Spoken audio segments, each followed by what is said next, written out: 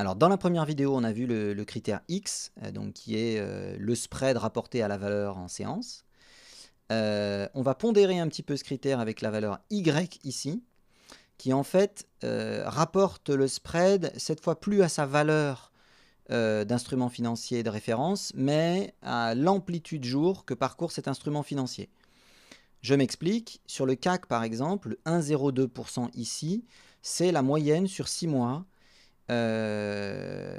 observée entre le plus haut du jour et le plus bas du jour. D'accord?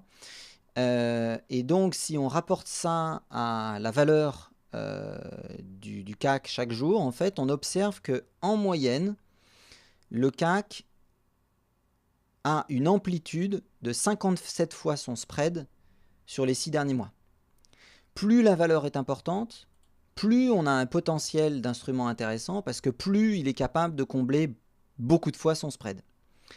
Donc là, les instruments les plus intéressants ici, à ce titre, c'est l'euro-dollar et le DAX qui font 100 fois ou plus leur valeur de spread en moyenne sur une journée.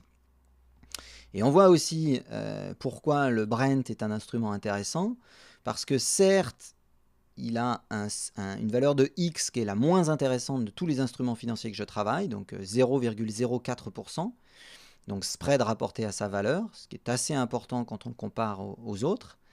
Mais par contre, il est parmi les meilleurs sur ce que représente son spread vis-à-vis de son amplitude jour, parce qu'il a une forte amplitude en fait, il est capable de faire des variations importantes.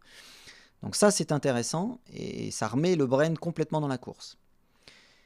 Le troisième critère intéressant, c'est un critère qui va permettre de faire des renforts en fait. C'est sur quel instrument on va pouvoir le plus renforcer sans engager une trop forte couverture. Et donc ça, c'est pour chaque instrument financier, il y a un niveau de couverture.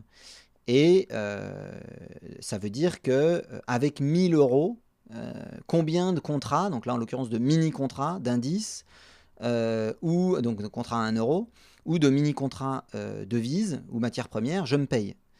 Et on voit que là, l'or, qui n'était pas très intéressant sur les deux premiers critères, devient très intéressant en fait dans des optiques de renfort. Parce qu'avec 1000 euros, on peut se payer presque 16 contrats mini or, les contrats à 1 euro, alors que par exemple, on peut se payer que 1,4 contrats Brent. Donc le Brent, beaucoup moins intéressant pour des stratégies de renfort. Le Dow Jones, par exemple, seulement 0,8, donc peu intéressant sur le renfort. Voilà, avec ces trois indicateurs, on sélectionne les instruments financiers à trader.